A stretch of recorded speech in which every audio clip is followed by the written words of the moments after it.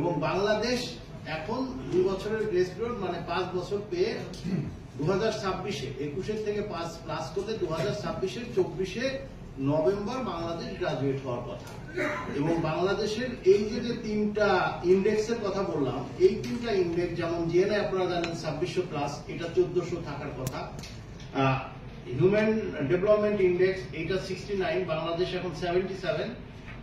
Economic ভার্নালিটি index যেটা 32 হওয়ার কথা, বাংলাদেশ এখন 21। তার মানে যতভাবেই আমাদের যদি ইনফ্লেটেড হয়, ডেটাও হয়, আপনি এই ডেটা যেভাবেই করেন না কেন, বাংলাদেশের এই যে 3টা ইন্ডেক্স, এই 3টা ইন্ডেক্সের কমার কোনো সম্ভাবনা নাই। অর্থাৎ Bangladesh would be well above on this ইয়ে। অতএব বাংলাদেশের সম্ভাবনাটা যে মানে এই ক্রাইটেরিয়া অনুযায়ী নাই, এবং এটা বাংলাদেশের উপর ডিপেন্ড করে না, বাংলাদেশ অ্যাপ্লাই করতে পারে। এখন যেটা হয়েছে সেটা হলো যে এ পর্যন্ত যে 6টা দেশ গ্রাজুয়েট হয়েছে তারা কেউই একবার হতে পারে না। অতএব সেখানে যে তাদের যেটা নির্ধারণ করা হয়েছিল তাদেরকে একবার দুইবার, যেমন বা আমাদের সাউথ এশিয়ার মধ্যে মালদ্বীপ এবং ভুটান, তাদেরকেও গ্রেস পিরিয়ড দেওয়া হয়েছে, তারা যেভাবে সেট করা ছিল সেভাবে হয়নি। এখন আমরা কি করছি? আমরা গ্রাজুয়েশনের জন্য 2026 সালের 24শে নভেম্বর, ঠিক আছে, এইটা গভর্নমেন্টের সিদ্ধান্ত উইথ ইউএনসিডি এর সাথে, এবং প্রতি বছরই যদি কেন বাংলাদেশকে এটা রিভিউ করা হয়, 2024 সালেও রিভিউ করা হয়েছে এবং এটা জয়েন্ট রিভিউ, সেখানেও বলা হয়েছে যে বাংলাদেশ ইজ অ্যাট পার, ঠিক আছে। এবং গ্রাজুয়েশন হলে আমরা জানি গ্রাজুয়েশনের ভালো দিকও আছে, খারাপ দিকও আছে, এবং খারাপ দিকটা আমরা জানি আমাদের বিজনেসের অনেক হবে, যেটা ডিউটি ফ্রি কোটাফ্রি অ্যাক্সেস কমে যাবে।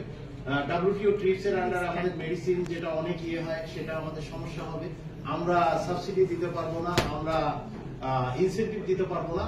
আর যেটা আমাদের ওই যে মানে লো কস্ট লোন বাইরের থেকে, এইটা তেমন একটা ইম্প্যাক্ট করবে না, কারণ আমরা অলরেডি ওয়ার্ল্ড ব্যাংকের ইয়েতে নিয়ম অনুযায়ী লোয়ার মিডল ইনকাম কান্ট্রিজ হয়ে গেছি, এবং এখন আসলে অনেক ডোনারই আমাদেরকে কস্টলি লোন দেয়, কনসেশনাল ওডিয়া আমরা তেমন একটা পাই না, মানে পাই বাট স্টিল আমাদের অনেক পার্শিয়াল লোন হয়। এখন যেটা হয়েছে আপনারা জানেন যে আমাদের ইউসুফ সাহেব বলেছেন যে বাংলাদেশের 3টা ডকুমেন্ট হয়েছে, তার মধ্যে একটা ডকুমেন্ট হচ্ছে STS।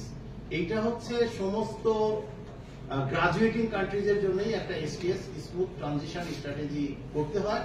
বাংলাদেশও এই স্মুথ ট্রানজিশন স্ট্র্যাটেজিটা, এবং এই স্ট্র্যাটেজি করার সময় সমস্ত স্টেক হোল্ডারদের সাথে সম্পূর্ণরূপে চেষ্টা করা হয়েছে তাদেরকে ইনভলভ করে এই STS-টা করা, এবং STS-টা করা হয়েছে, এবং এটা বলা হয়েছে যে বাংলাদেশের STS-টা হয়েছে এ পর্যন্ত যতগুলো STS হয়েছে তার থেকে সবচেয়ে ভালো।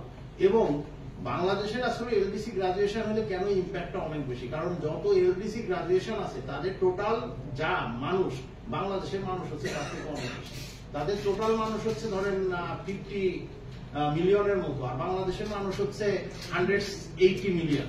তাহলে আপনি চিন্তা করেন বাংলাদেশের বিজনেসের ইনভলভমেন্টও সবার বিজনেসের থেকে অনেক বেশি, যার কারণে ইম্প্যাক্টটাও অনেক বেশি। এবং এই যে LDC হওয়ার জন্য যে সুবিধাটা পেয়েছে বাংলাদেশ, ISM এর যে সুবিধাটা, এইটার টোটাল সুবিধার মধ্যে 72-73% সুবিধা নিয়েছে বাংলাদেশ, এবং এরপরে মিয়ানমার নিয়েছে, তারা মাত্র 22 এরকম।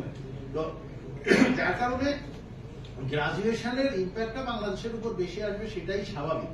কিন্তু আমরা যদি এইটা নিয়ে কাজ করি, যেটা আপনারা STS করেছি, STS এ কিন্তু এবং স্পেসিফিকলি আমাদের অ্যাকশন প্ল্যান আছে, এবং কে কোন অ্যাকশন কাকে করতে হবে সেটা ওখানে ডেটা বলে দিয়ে আছে, স্পেসিফিকলি বলে দিয়ে আছে। অর্থাৎ আমাদেরকে যদি আমরা যদি সেইটা নিয়ে কাজ করতে পারি, এবং যদি আমাদের অ্যাক্টিভিটিস গুলো সেই মতো যায়, আমাদের গ্রাজুয়েশনে আমরা ধরে নিচ্ছি যে আমাদের তেমন ইম্প্যাক্ট করবে না।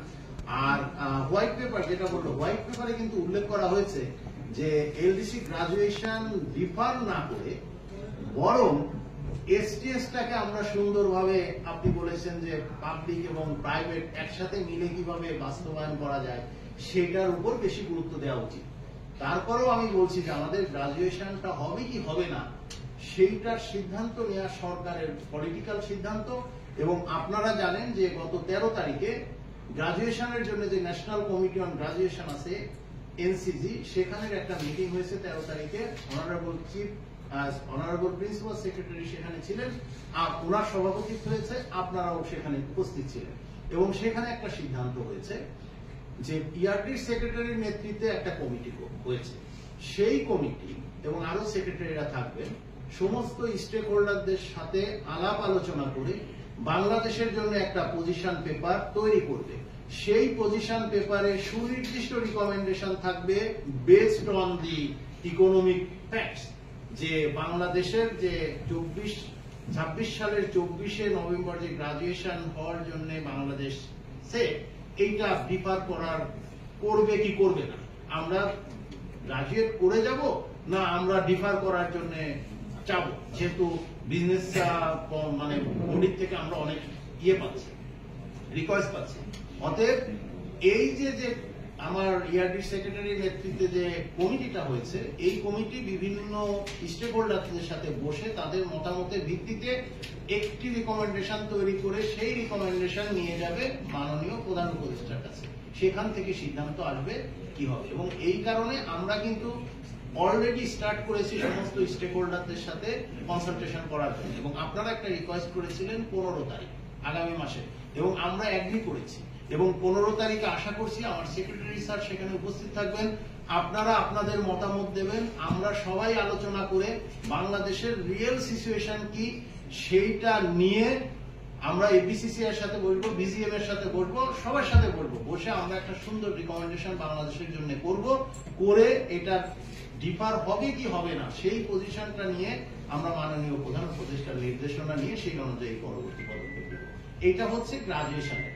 আর আমার বক্তব্য হচ্ছে যে আসলে আপনি গ্রাজুয়েশন 26 সালে হন আর 30 সালে হন আর 35 সালে হন, গ্রাজুয়েশন আপনাকে হতে হবে, আর গ্রাজুয়েশন হলে আপনার ইম্প্যাক্ট পড়বে। অতএব আমাদের সবারই সম্মিলিত প্রচেষ্টা হওয়া উচিত এই ইম্প্যাক্টটা কত কম আমাদের উপর পড়ে, সেই কারণে আমরা কত সুন্দরভাবে আমাদেরকে তৈরি করতে পারি, আমাদের সবারই এইটা একসাথে কাজ করা উচিত। আমি এখানে এটুকু বলেই শেষ করছি, ধন্যবাদ।